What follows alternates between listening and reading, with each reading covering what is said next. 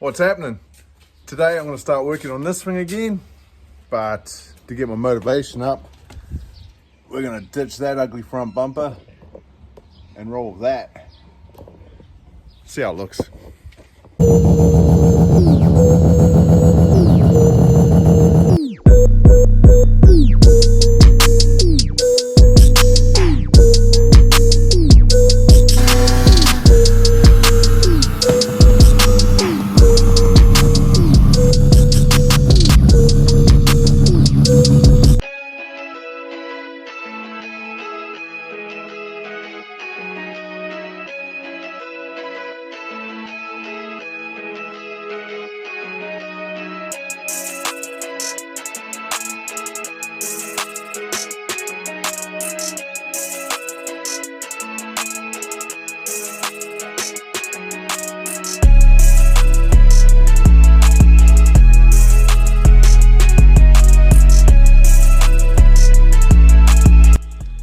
So she's off now. It's a bit of a sorry sight, but it's all good.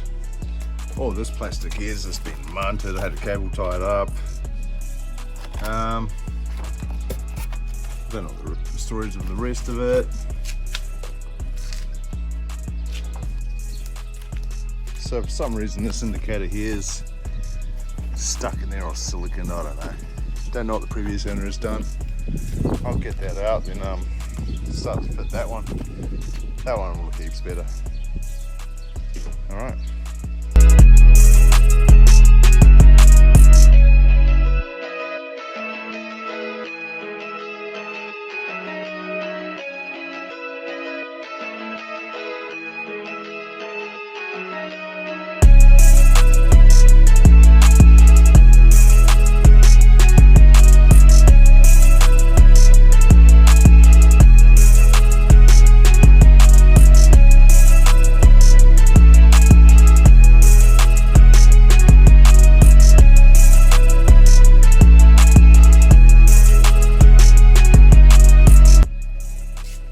So yeah, there it is. It's definitely a lot bigger than the old one. All these inner plastics don't really match up to it. I don't care, I'll strip them all out. It's not a problem. Spotlights aren't going to go back on. Fits pretty good. I just got to drill a couple more holes along here to fix it. This flares out a little bit here, and the indicator doesn't quite sit in right, but for what I'm using it for, I don't really care. See, it's all flimsy and stuff, so you can actually hit a wall and it's not going to damage it. So yeah, it's different. I like it. So next thing I've got to do now is, this is the one that's got the paint on it, out of Andy's rx8. She currently doesn't have any spark plugs in it.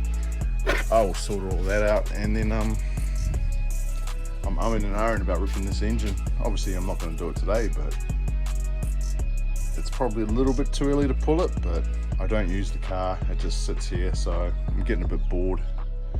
I'm going to think about it. You'll see what I choose anyway. Just moving this out of here. I need to make room, but yeah, I'm digging this front bumper, right? I'll get a better look at it when it's outside.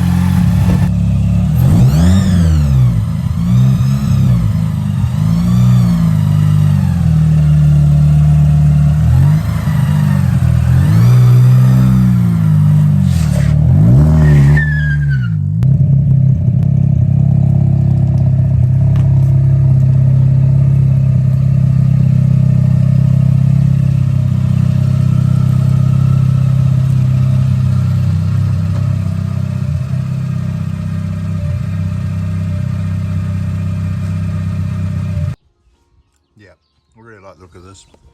So I'm not going to paint that. I'm going to paint the rest of the car to match that. So I'm going to paint the whole car matte black. That should look the business, and it'll match the rx7 as well. But this is what I'm after, room. So I'll start pulling these engines out. Hopefully I will have Jeff here this weekend with all the parts for his engine, and then we'll start stacking it.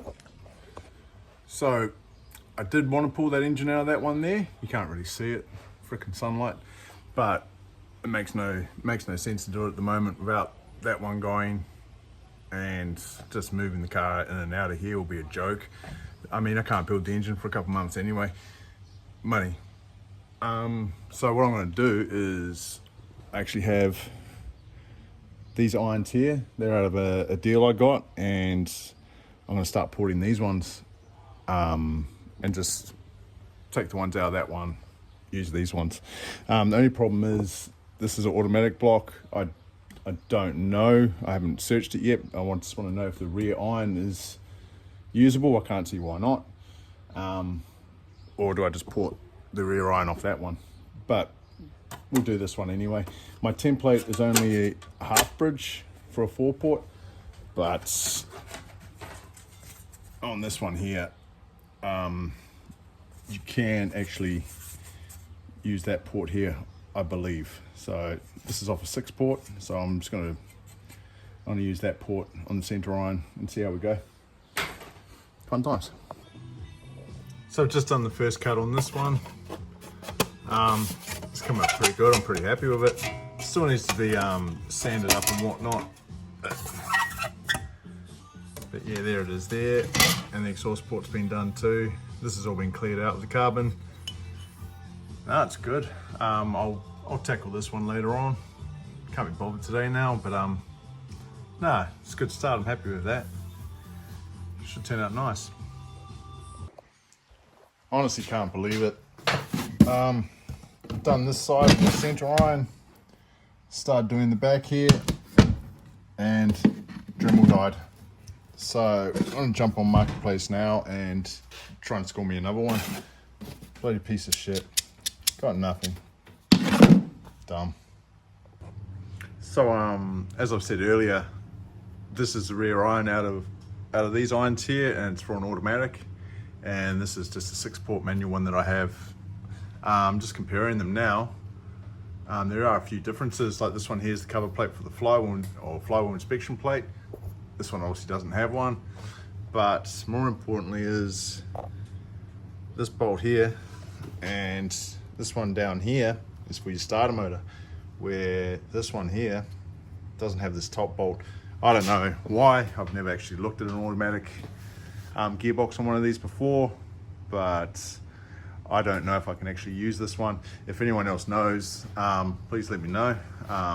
Otherwise this thing is just a paperweight to me, and to finish my porting I need to rip the engine out of the other car and port my rear iron that's in it now. Yeah, bit of a bummer, but oh.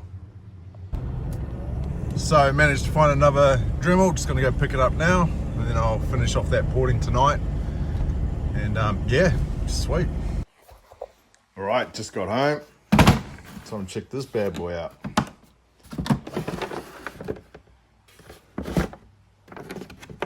Man, it is secondhand, obviously. Just picked it up off Marketplace. Oh, it's a 4000, so it's bigger than the one I had. And it's got this bit with it too, so that's all good. First things first though.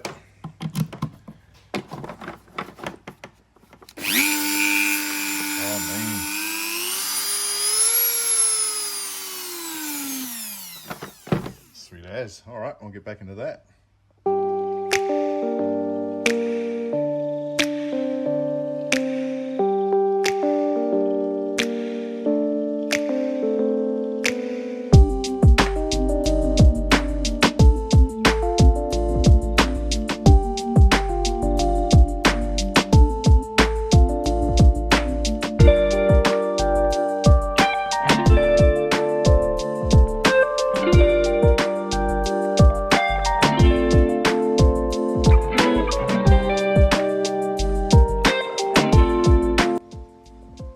So porting's done on these ones now.